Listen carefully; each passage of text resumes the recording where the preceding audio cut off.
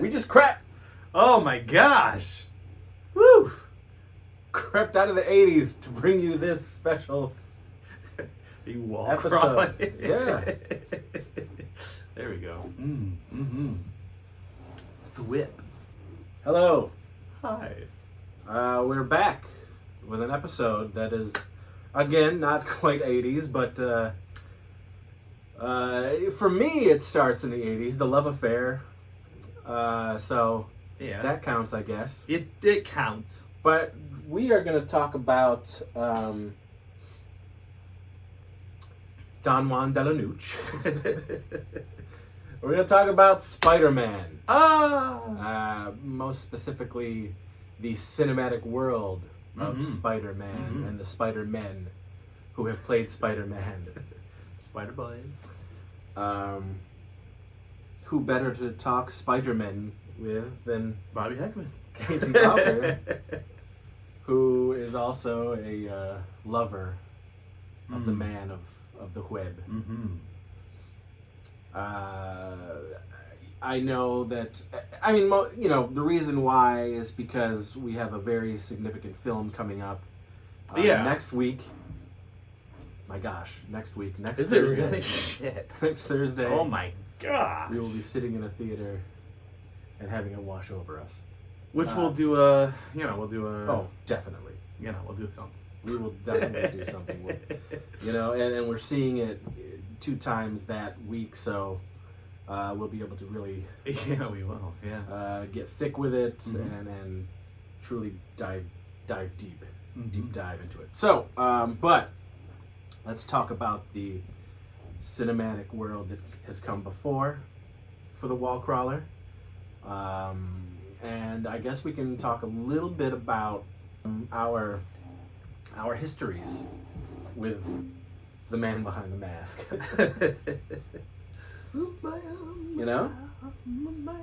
Yeah. And why he's what's so special about this guy. So do you want to go first? Or do you want me to go first? You go first. You go first. Okay. Spider-Man has always been my favorite superhero. Always. From a very young age, I was enamored with this guy and his theatrics and his antics. I used to, because when I was very little, I couldn't say Spider-Man, so I called him Mia Man. Okay. For some reason. I don't know. Yeah. My birthday party when I turned 3 was Spider-centric. Do you remember this, or you remember Saw pictures? There's pictures everywhere. My family has always said, "You love Spider-Man." Yeah. You've always loved Spider-Man. That type of shit. Yeah. I was cognizant of Spider-Man. I can remember actual, love for this character. Starting with Spider-Man and His Amazing Friends, the cartoon show. Yep. And that was 81. So I was, 5. What was I? 5? 4, Yeah. something like that. So I remember that. I loved that cartoon. And then there were reruns of the Nicholas Hammond live-action television show that I watched all the time. And I thought was the coolest thing. Yeah. And to this day has one of the funkiest opening theme songs. Actually, many moons ago, when River was 5. Yeah. He dressed up as Spider-Man and he Danced to that. danced out to that theme That's song cool. that I had on video for a while. But I don't have it anymore. I don't think. Yeah. So I love, Spider-Man has always been a big deal. And then when I started to read comic books, Yeah. Marvel was king for me. And among my Archies and, little Red hot Hot. stuff. Yeah, hot stuff. And, Casper, all that shit. dude, all that Casper, shit, yeah. yeah. The Harvey comics Yep. and the Archie Yeah, comics and read all that. all that stuff. I was Yeah. reading Marvel and I was reading Spider-Man. Were you reading Spider-Man in the Sunday paper, or were you reading it like in comic form? I was getting the comics. Okay. My very early on, I was gifted a subscription Okay. to Spider-Man. Yeah. And a lot of those, like, you know, those early when I was like 6, 7, 8, it didn't hit me. Yeah. You know, I was just getting comics. I love Spider-Man, but I was also getting whatever comics. You know what I Right. mean? I was just reading comics. Yep. I don't think it took hold really powerfully until McFarlane started doing Right. Spider-Man, and then I was like, This is the Spider- greatest comic book I've ever read. Yeah. The stories were insane. The drawings were dynamic. Yeah. Peter was ripped, and it just, he had that style. And like, as far as I was concerned, and I think most people are, when you saw the way McFarlane drew Spider-Man, it was like you'd never seen that before, and sort of the template, a new template began after That's he it. did it. Like That the way is- that he would Yes. fly through the air and do his Spaghetti webs theatrics. was the first time we saw those. And his Yeah. gymnastics were insane, and Yep. no Posing human being was- could Ear do those. here. Oh Arm my gosh! here. Yeah, your knee is up here. Yeah. I don't know. Whew. Agile, like a spider. Well, I can't remember what year that is.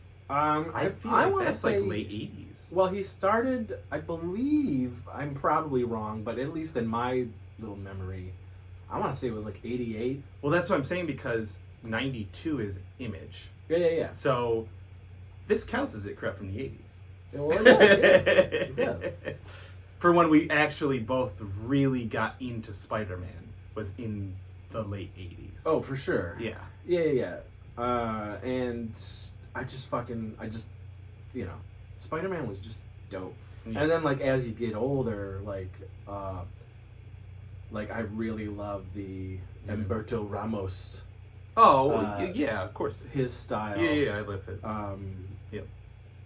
And then very similar to how Spawn was, where McFarlane would stop and then Greg Capullo would take over. He did it with Spider-Man as well. And I don't hate his art, but it wasn't McFarlane. You know what I mean?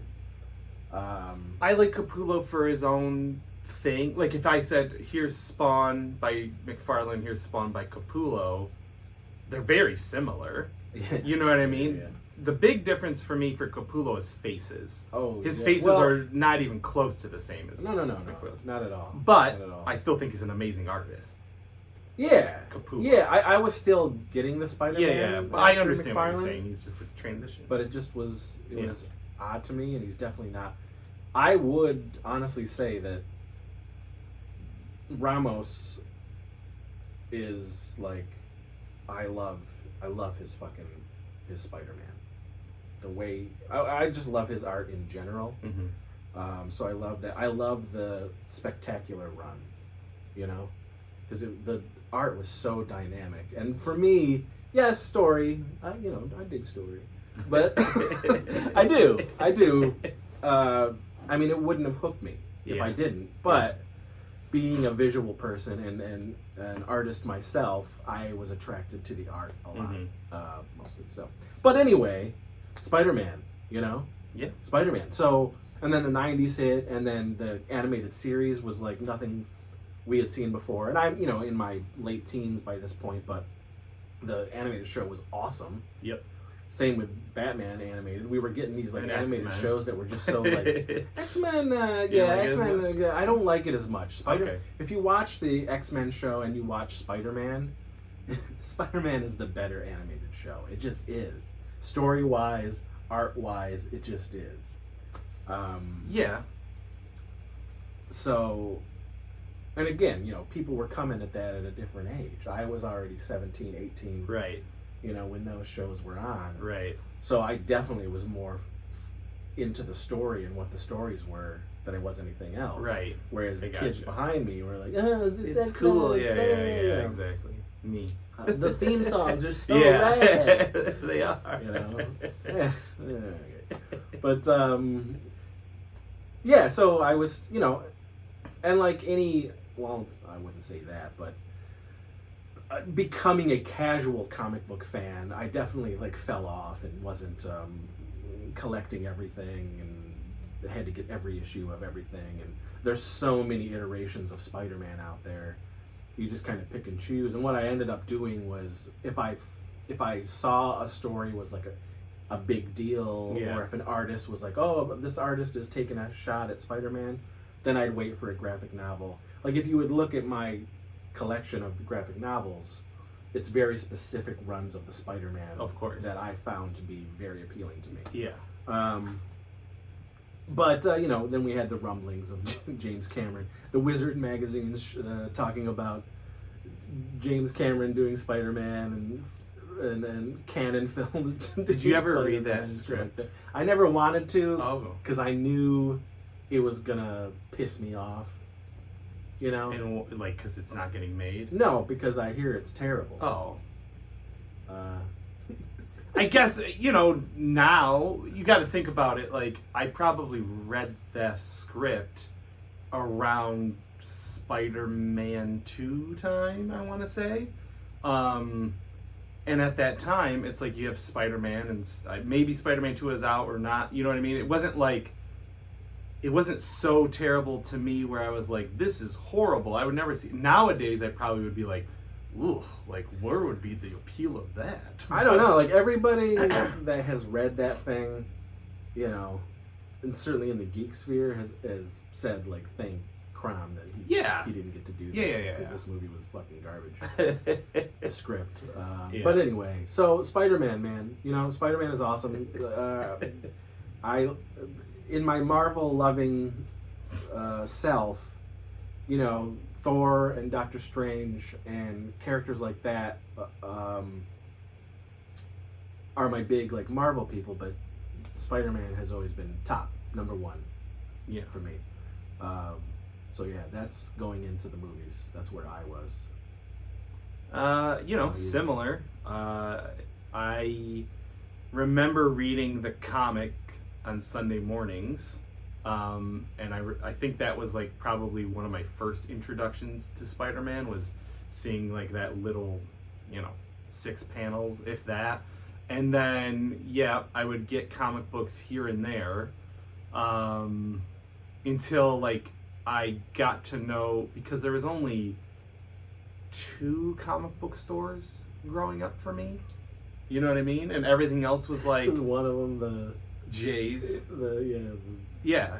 So deep, dark. Yeah, dank. Yeah. One of them was like half of it was selling like weed. Like it was like a undercover drug place, which also had comics, but it was like completely dark. So weird. Very dark and like. Didn't he live upstairs? Yeah, I don't even know if he liked comics, but he had this comic book shop. It was very creepy. So there was that place. And then for a little while, there's this lady, she was Vietnamese, named Athena, and she was great. She was awesome. She had like some weird rich husband who like took her from wherever she was, gave her money to open up a comic book shop because she liked comics. Yeah. And like she ran this shop right on the main State Street of Olean, and that was like my home. Like when I started getting money for allowance and, you know, doing odd jobs around the neighborhood, every single piece of money that I had went into comic books when I was a kid. And Spider-Man and Batman were number one, but Spider-Man, I guess, has always been because, I don't know, I guess the colors, you know, I mean, they're really bright, and I like that, you know, in a lot of iterations, he's still a kid, kind of, so you have that going on for him, and like, how could you deal with that? It definitely is why I think they're not adults. Spider-Man appealed to so many kids. Right. It was because he was a kid. Yeah. He was dealing with kid things. I gotta go to school, but I gotta save. And he was a superhero. Yeah. So. So you definitely, and what was cool was that you sort of grew with him. Yep. You know. Yep. And that definitely is a huge appealing thing for the Spider-Man mythos for me. Another like-minded. Yes. The other. I want to give you a Spider-Man. I'll help you. My uncle was a huge comic book fan, so he would give me the stuff that he didn't really like, or if he had doubles. So he's in his late 60s, so he was collecting comics at, early in that time. So the golden age. Yeah, he was a real big silver, I guess, right? So he the Silver Age. Yeah. he was a big Fantastic Four fan, but he was not a big Spider-Man fan. So he would be like, "Oh, you're into this? Well, here's all of this." And he would give me all of his old... So I was reading all those little Hot Stuff and Casper and all those guys from when he bought them for 10 cents, a nickel. And then all of his old Spider-Mans, all of it was mine. So all the Ditko stuff and all that was mine. And I would just read through those as a kid. And he didn't have complete... That was the only thing that sucked, is like, they weren't complete. He would just kind of get them when they could afford to. So I'd be like reading something about Lizard, then all of a sudden it's Electro. I'm like, oh, okay. But then the cartoon, and I remember falling out of Spider-Man when the Clone Saga hit. I hated it. What? You didn't really fall out of Spider-Man. I mean, you've always loved Spider-Man. I've always loved Spider-Man. Like, it's not like He-Man, like, where I literally just stopped. Your room was covered. I know. In web. I know. And to some degree, it still is. It still is. If you go into your geek room, I still have a Spider-Man shrine area. It's a very Spiderific. Yeah, no. Sorry. Comic Spider-Man. Yeah. I've always loved I have a Spider-Man tattoo. That was my first tattoo. I brought this little guy because it's my favorite Spider-Man collectible. That is not little. He has over 100 points of articulation. Just in his abs. Yeah, he is the most articulated toy I've owned, but I love this thing from Spider-Man 2. But yeah, I've always loved Spider-Man. I guess comics I fell off of, but like, we had a Spider-Man cartoon animator program on my computer where you could make your own cartoons from Spider-Man, the animated series. You could add effects, you could add sound. I used to do that for hours. Like, I used to write Spider-Man stories. So yeah, I don't know. I could go on. This could be a whole podcast about our love for Spider-Man, but it's not. So let's just talk about it. That's what it is. Yeah, love it. Yeah. So so we'll talk about the first movie. Shit. Yeah. So what did you do when we first read, I don't know, Dark Horizons or Ain't It Cool News, and heard there's a Spider-Man movie, and not only is the Spider-Man movie getting made, but from one of our favorite directors of all time, at that time, of all time. Sam Raimi coming off of what? Darkman? Come in, or no. Army of Darkness. He had already done. No, because that was the '90s. That was like the 90s. Early '90s, though. Yeah. He started doing the, like the Simple Plans and was that all those in that types time? of movies. Okay. I couldn't even remember. Got away from the horror The for a little Gift. bit. Is that it? And then Skabam. Yeah. And just in being a huge horror fan and a Raimi fan, and watching documentaries and reading, interviews and watching interviews and things like that about Sam Raimi, you already knew that he was a Spider-Man fan. Yeah. With the way he talked about the comics and all that stuff. I mean, you knew he was a Spider-Man fan, and you knew he was a Three Stooges fan. So like, it was amazing. It was amazing. Yeah. Like how perfect this guy who loves this character and loves this world, and he's a really dynamic and unique filmmaker. Yep.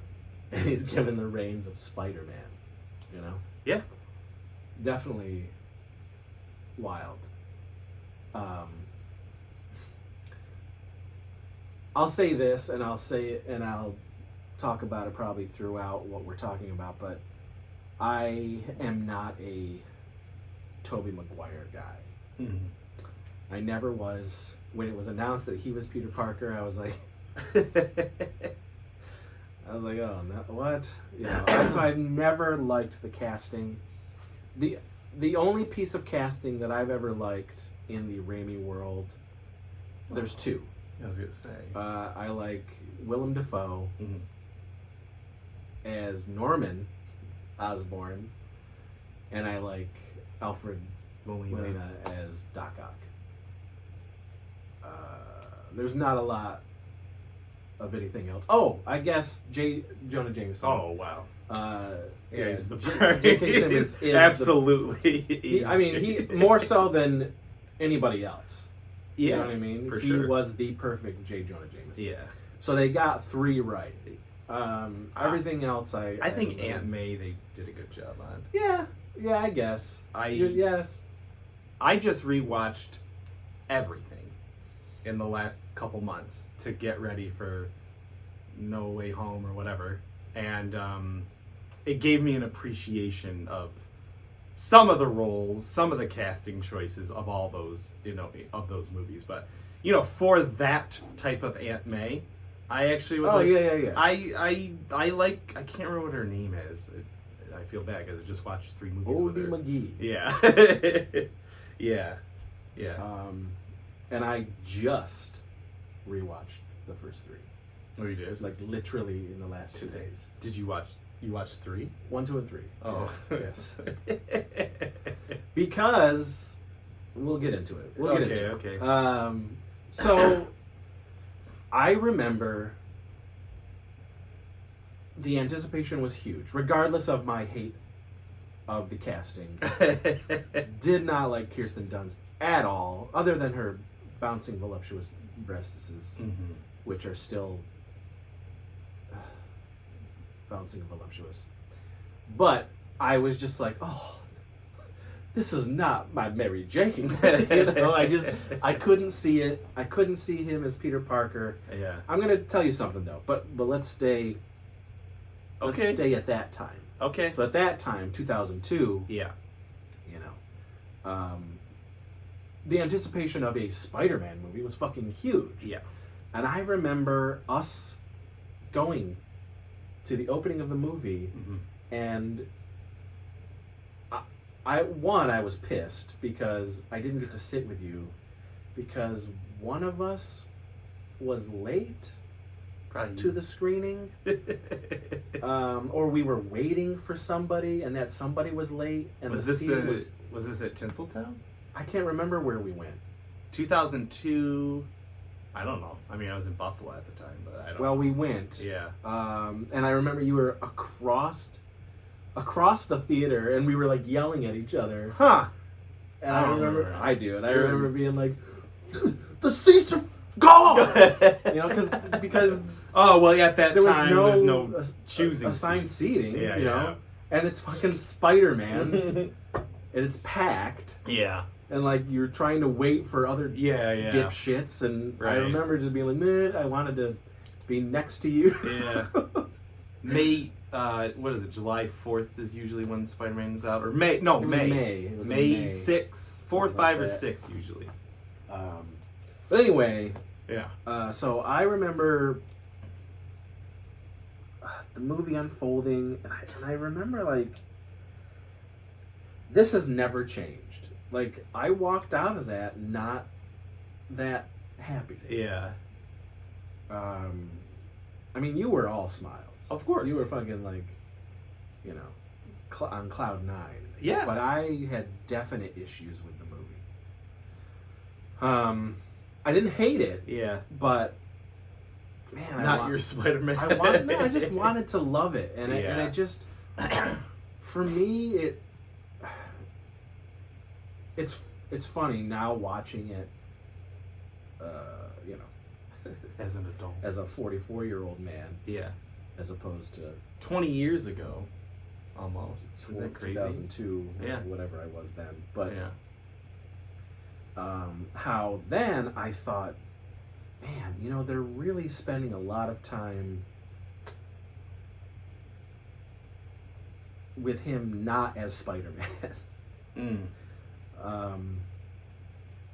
And I didn't like that. I didn't. And then when he was Spider-Man, boy, did I hate his Spider-Man. Like, I was like, this. One, it doesn't even look like he's in that costume. And two, the dialogue is atrocious.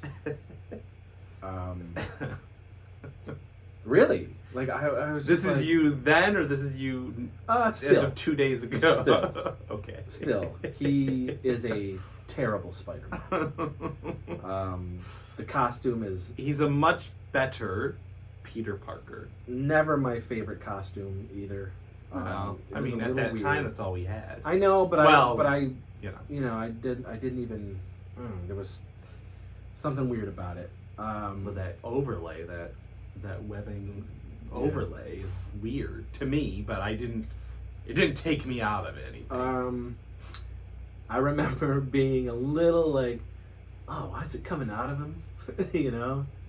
Well, you have to. You remember at that time was Ultimate Spider-Man right before that, and that comic book wise is what got me back into Spider-Man.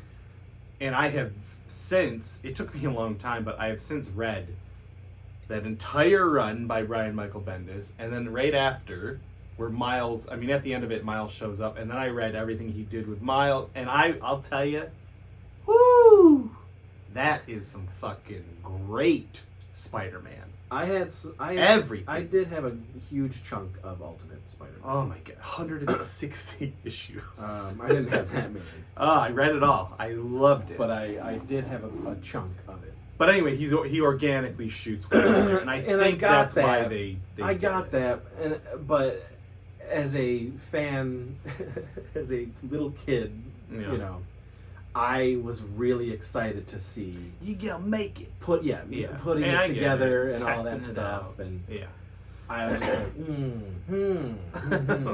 like, I mean, it didn't like ruin it for me, but I was like, all right. But and then you know, cooler heads prevail, because then when you think about, okay, well, Ultimates is out, they're gonna appeal to everybody, and I get that. Yeah. It was smart that way, but okay, and then, man, did I love Willem Dafoe as Norman Osborn. Loved him. I think he's the best thing in the movie. But I hated Green Goblin. Hated him. And I still do. I think it's pretty terrible. Do you hate Green Goblin? I like Green Goblin. I hate that costume. Like, if and we saw like tests of that of him in like a real animatronic If it would have been goblin that, woo! outfit, like, I think Willem Dafoe delivering the lines and saying the things he says, like, that is still Green Goblin. It's just that it's in a real shitty packaging. Then I guess I just hated the interpretation. That's what I mean, yes. Because I really think still, he's gliding around, he's throwing pumpkin bombs. Like, all that stuff is fine to me. Yeah. It's just that, like, that biker suit, why they decided to go with it is really disgusting. I hated it. And I really do despise it. I did not like it. Yeah, and I I agree don't with like that. it to this day. Yeah. I remember just... That was the only real thing that bothered the shit out of me when I was watching it at the time. And,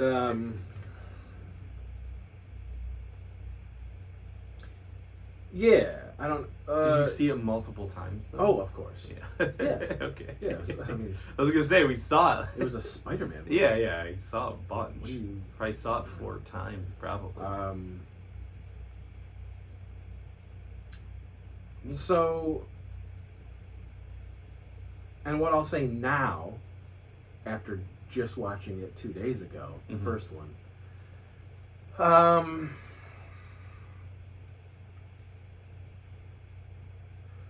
whereas in the beginning, when I first saw it, I didn't like Toby's anything. I didn't like it at all. I was like, oof. Okay. This just is not working for me. However, watching it now, he is an okay Peter Parker at first. I think that... What do you mean at first? For the first movie. Oh, okay. I think they did nail his nerdiness, his science prowess, that meekish type Peter that we sort of knew. I think it is better than I took it in 2002. But he still isn't my favorite anything. Yeah. But it definitely sit better with me this time. Good. Still felt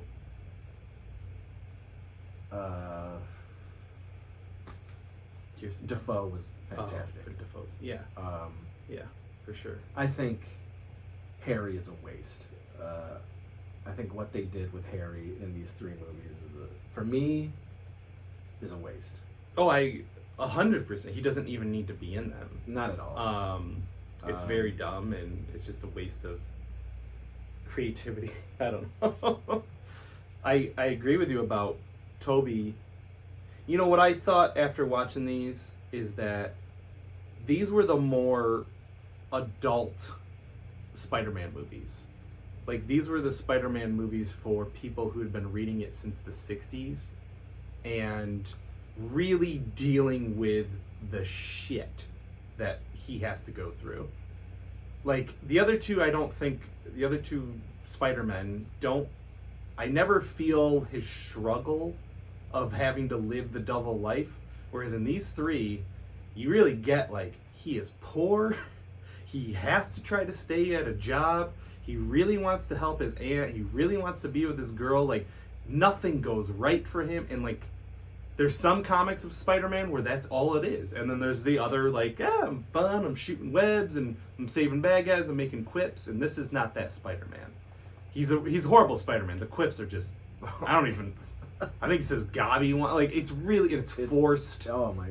It's very terrible. bad. He's terrible. not a Spider-Man. No charisma whatsoever. No, you don't feel Spider-Man. He's funny at all. It's just very stupid. But as far as, like, Peter goes, I've always thought he was a really great Peter Parker, and definitely the Ditko Stan Lee Peter Parker of, man, this kid is just trying to survive, and he has great power and great responsibility.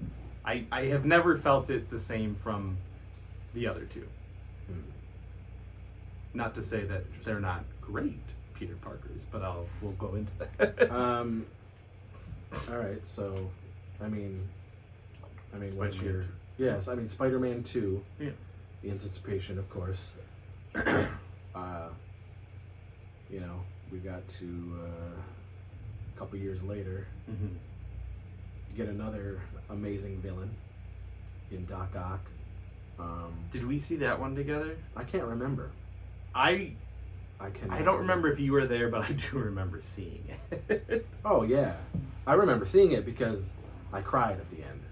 Yeah. Did you? But it was joy. Yeah. It was Okay. tears of joy. At the time, it was the greatest movie I'd ever seen. At the time, not really, but you know what I'm saying. Like, It was pure joy to me. Yep. I was like, wow, they really one-upped the first film. Well, they let him go full Sam Raimi in that movie. Yeah. He did not hold back. It wasn't not to say it's not a studio film, it's a studio film, but, like, I feel like he probably wanted to go further in the first one. And there's shots that are Sam Raimi for sure in the first one. Yep. But the second one was like, you did a good job. What would you do? Let's see what you would do for this one. It's like Burton with Batman and Batman Returns. Yeah.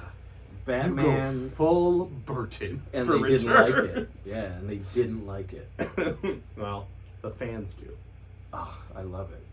And so Raimi was able to bring in who Sam Raimi was. Ooh, so good. And do some crazy shit. Yep.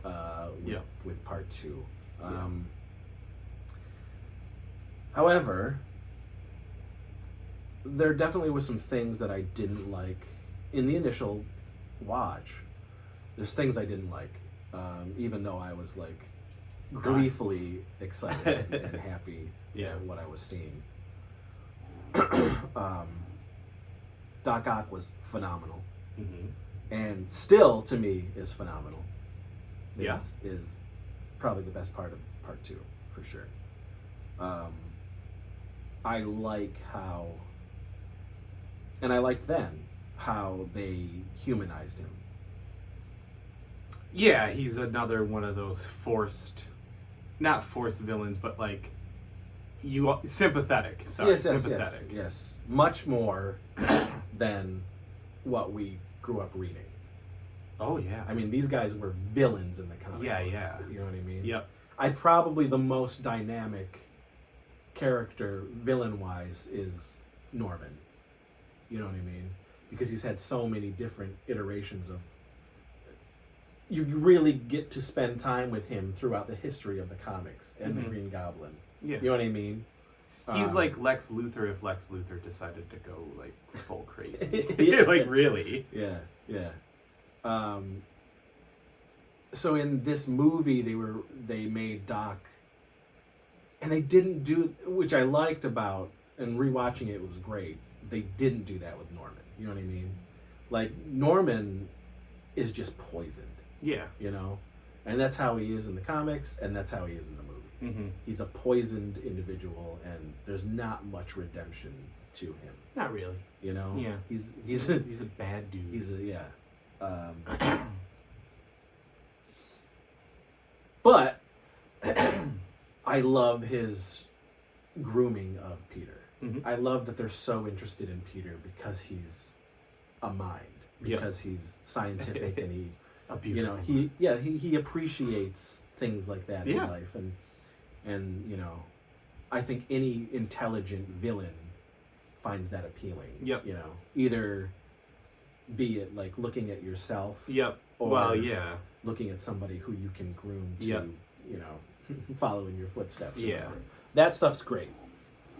But Doc Ock, and visually, Doc Ock was amazing in. Well, that's the other thing, is it's a step so far ahead. It is CGI like holy, I mean, and it's practical. Listen, there's there's some time, rubbery at the time. There's some rubbery shit going on, and even at the time, I thought some of that CG was a little rubbery.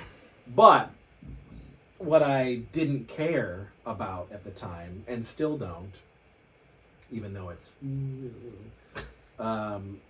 was I didn't care because what they were showing was something we had never seen before in live action. Correct. You know what I mean? Yep. We were seeing these dynamic fights taking place in real time, in real life. And it was like, holy wow, like this is wow. You know? So yeah. They tried to make Spider-Man funny. They did a better job in this one. Tried. They tried. It was still like he's better in this one than he is in the other. He still stinks.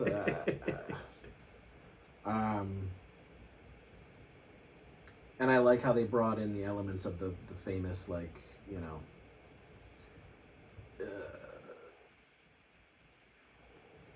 do I want to be Spider-Man? Spider-Man. Oh, no Spider-Man more. No More. Yeah, that stuff. Classic cover. The cover is in the movie, which was great. I liked that. I liked the dynamic of what do I do? Do I want to be a normal kid and have a normal life and have my girlfriend and, you know, all this stuff, or do I save lives, and why can't I have both? I like that stuff. I still wish it wasn't Tobey Maguire. You know, I gotta be honest. I would have been okay if it was Jake Gyllenhaal. At that time? Who took over the role. Yeah. And that was going to happen. Yeah. Because Tobey pulled some shit. Yeah. At that time. And they were like, okay, you don't want to play ball? Then See ya. We'll call Jake Gyllenhaal. Gyllenhaal. And then They Toby rhymed. was like, Yeah. and then did it.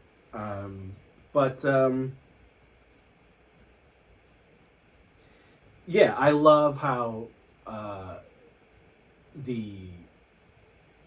his arms were sort of guiding Doc Ock. You know, it was sort of fucking with his mind and messing up with his mind, and I like that by the end. Because do I love the dynamic between him and Peter in this movie. Yeah. You know, not so much when he's the villain, and then he's throwing out shitty like one-liners and stuff like that. But I like, again, man, there's mutual respect there, and I dig that. And so at the end of the movie, when he comes to and he's like, I'm gonna do what I can. Yes. But he still is a tragic, he must die for his sins. I was sad about that. I was. Because at that time I was like, I guess you always kind of think, as a Spider-Man fan, like, will we see the Sinister Six? You know what I mean? And like, I had a Sinister Six poster as a kid, and I'm thinking about that. I mean, and even to an extent, once you get to the Amazings MCUs and shit like that, everyone thought that a villain just had to die. You know what I mean? Everyone die, kill the villain. Even though it hasn't been happening in 60 years of comics. Yeah. So, and especially if they're played so well, you're just like, just as a movie fan, you want to see this character and that portrayal return. Yes. You know? So that's why I was sad. I wasn't emotionally. No, but it was like, we lost Green Goblin, we lost Doc Ock. Those are his literal two biggest villains. Yeah. Like, what am I seeing next? Craven? Okay, it's just a dude. Yeah. But go on. So, I don't know. Like, part 2... One of the greatest superhero movies of all time? Was. It was. I don't take it off of its pedestal. It isn't as good as some things now, but I still think, for what it is, rewatching it, I still get really happy.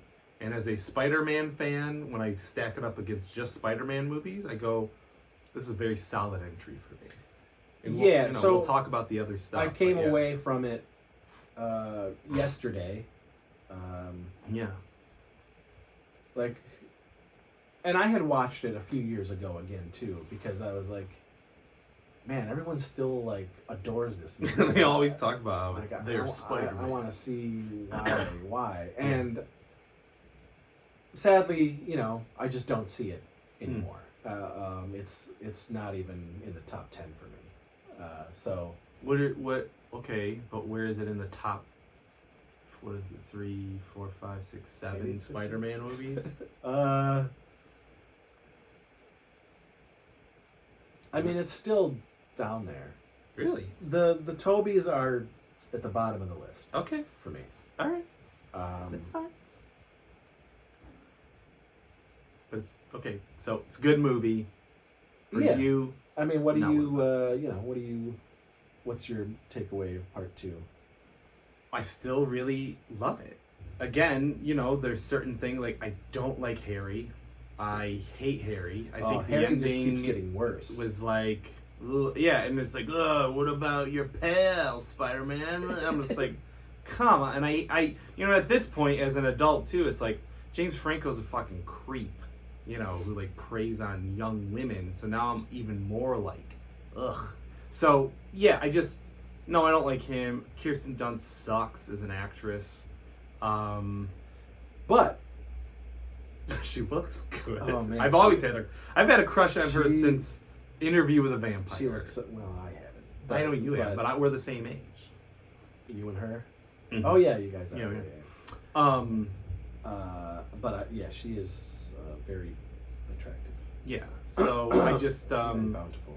For that, bouncy. She's great. But the end of that movie in the theater, I was like crying happy tears. Oh, I saw that movie multiple times, and I remember seeing my old girlfriend years later, after we're done and everything. And she was like, remember we saw Spider-Man like 4 times in the theater? I was like, yeah, that was great. And she was like, ugh, woof. And I was like, I'm really glad we broke up. You're fucking crazy. Like, that is, and this is like before Andrew Garfield. I remember it was like, what is better than this? Again, at that time, what is better than Spider-Man 2?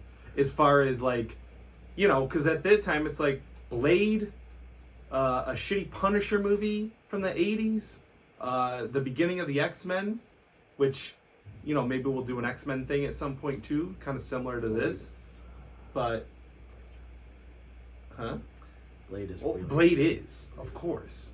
And probably now, if I go back, especially Blade 2, I'll probably go, well, I mean, Blade 2 is better than Spider-Man 2. But you know what I mean? Sure. Like, yeah. Which I know some of you people on the channel will probably be like, Blade 2's garbage. Only Blade. Only Deacon Frost. Anyway, this is a Spider-Man show. And so, Spider-Man 2 is amazing. The Go Get 'em Tiger killed me. I was just like, oh, yeah. Oh, that was great. Yeah. I mean, that's what had me crying. Yeah. I was like, oh my God. She said it. They did it. He's doing it. They're together. Their love is eternal. Yeah. All right, then 3 years later. Is it? 2007. I can remember, and this is another thing that happens every few years where there's a trailer that will like, and still, I've watched that trailer recently and go, that's a good fucking trailer. I know this movie sucks. I know it's horrible, but they cut a good trailer. And I remember seeing it for the first time and seeing Venom with his, I was like, this is it. Yeah. Like, because, we just said, we're McFarlane kids. We all said, this is it. Yeah, we love Venom, and to see Venom on the big screen was just like, oh my gosh, you did it. This will be better than Spider-Man 2 by far. Yeah. So, okay, so at the time, I don't know what you remember, but I remember very vividly. Things. So we saw this here in IMAX, back row. Yep. That I can remember all of it. We were there. Yeah. Filled with excitement. Ooh. Exuberant youth. Yeah. Yeah. Thinking we were about to see, the greatest comic book film of all time. Yeah. And I remember just getting really... This could be a very long episode. I remember getting very uneasy real early on in this movie. Just feeling like something was wrong. Something was off. What did you do, Sam? Well, I mean, now, when you know, like, the studios, the trials and tribulations that he went through, yeah, making that movie. I mean, you can see it on screen. Yeah. Yeah. Oh, it just, it doesn't work. It just doesn't work. Is there anything about it that works? Because we all know it's a shit movie, but is there any parts of it, rewatching it, that you go, okay, I see what they were trying to do, and it's not as bad or something? So, the elements... there's elements that you could see that there's something there. Mm-hmm. And if they stayed on that track, it could have been a decent film. Mm-hmm. I think they had something pretty good with Sandman. Mm-hmm. Story-wise. Yep.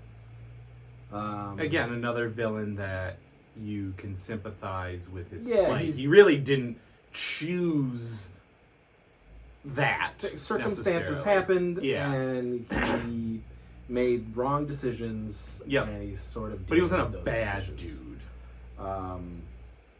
However, the way that they tried to tie this story in with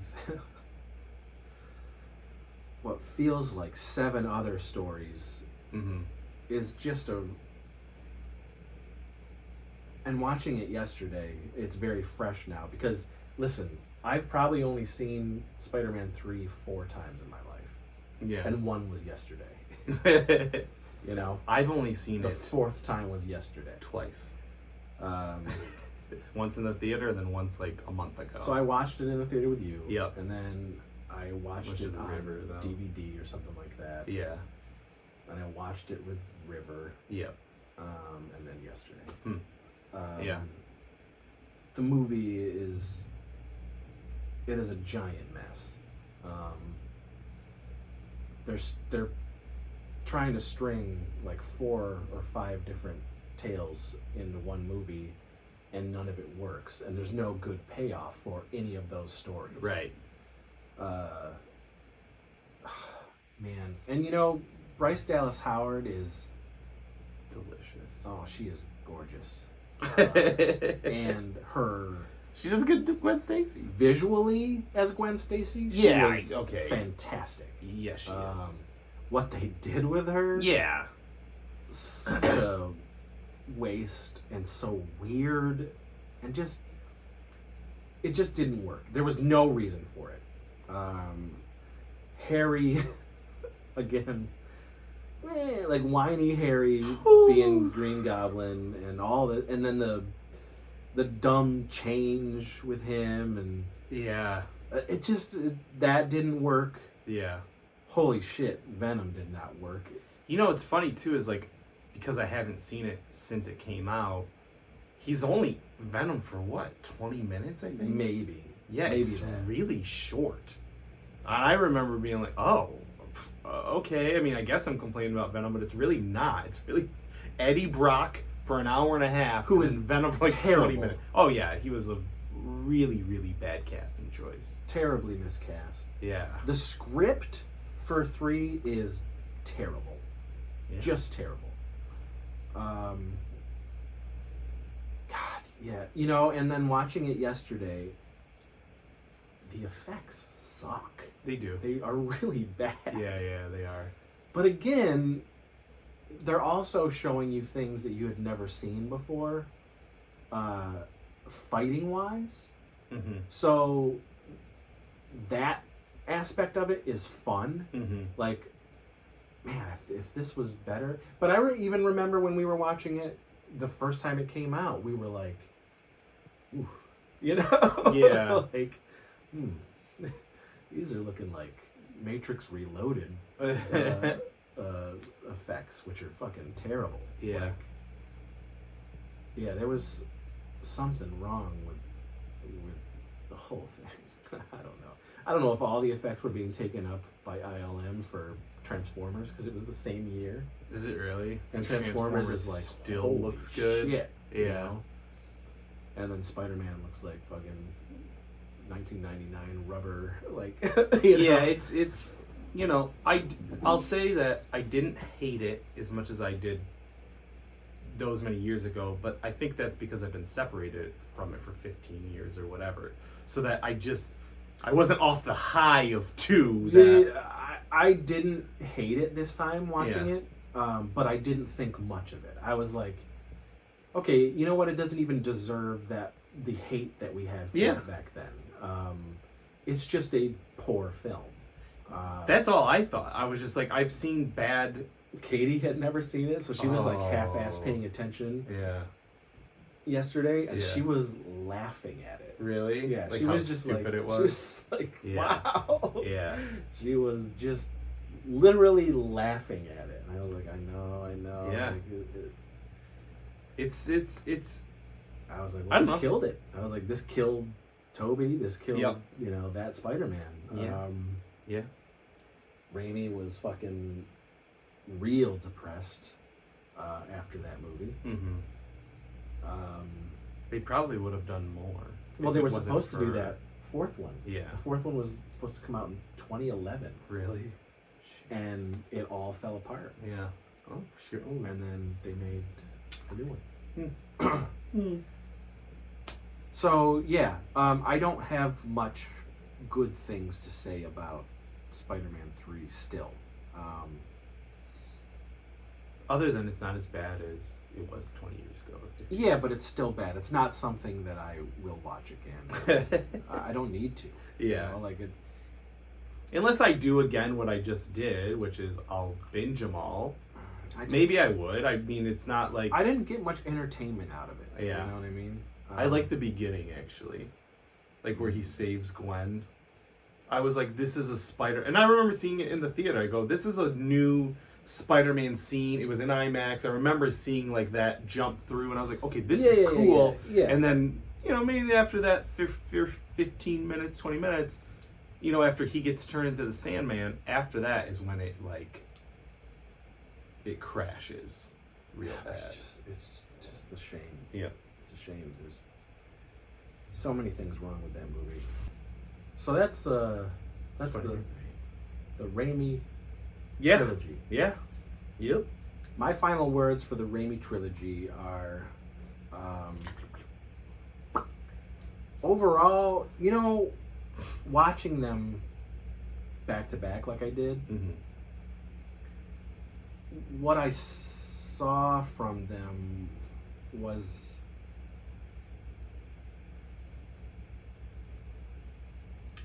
it was like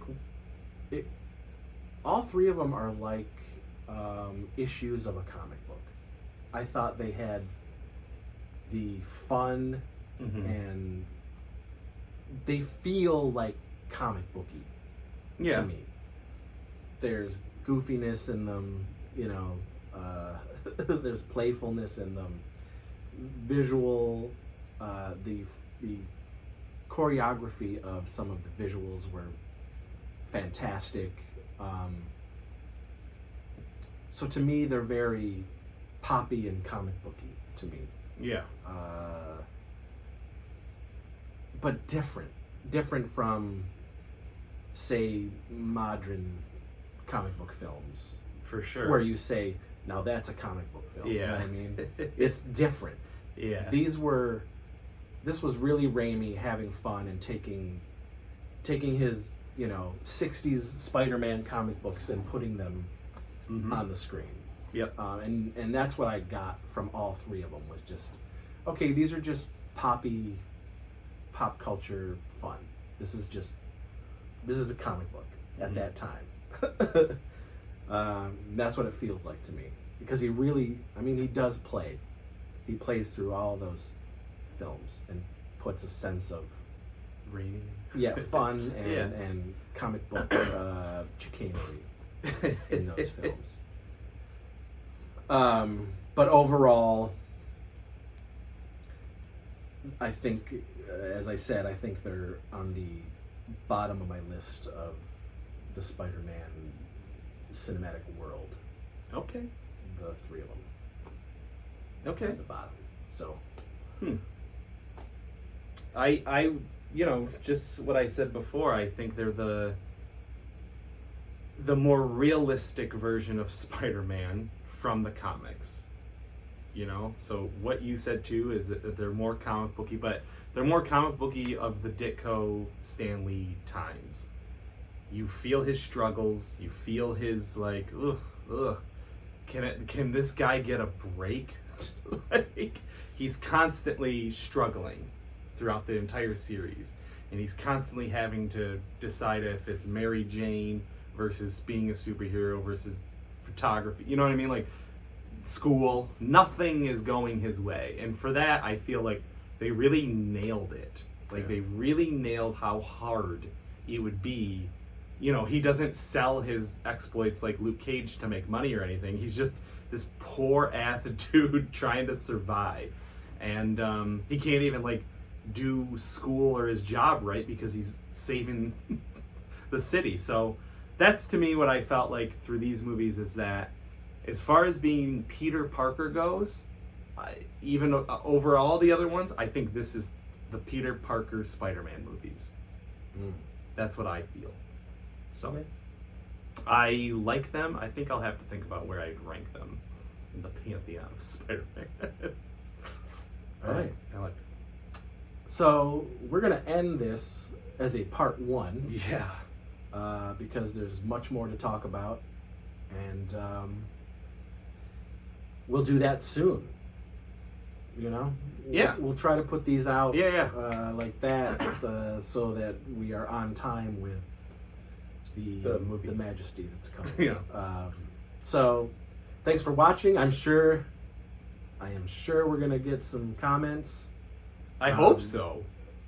Hopefully they're respectful. And fuck you, Toby is God. You know, again, that's fine. Share your comments. We're here to talk and interact, and that's where he is for you. But he's not mine. And that's okay. So, yeah. Thanks for watching, and we'll whip you on the next episode of Crap from the 80s. Whoa!